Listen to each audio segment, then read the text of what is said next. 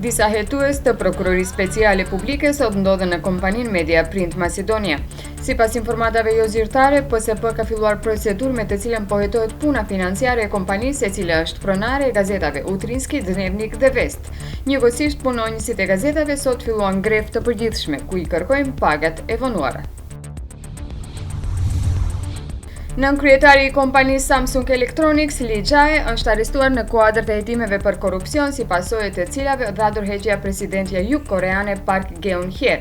Sipas njërës nga akuzat, ai akuzohet se i ka dhënë rishfet $36 milion këshilltares dhe mikeqes së ish presidentes Choi Soo-sil, që ta ndihmoi të vijë në krye të kompanisë të cilën e udhëheq babai i tij. Presidenti amerikan Donald Trump mbajti preskonferencën e tij të parë solo. Gjatë një ore gjysmë, ai i akuzoi mediat, gjyqësinë dhe demokratët se po pengojnë suksesin e aksionit të tij.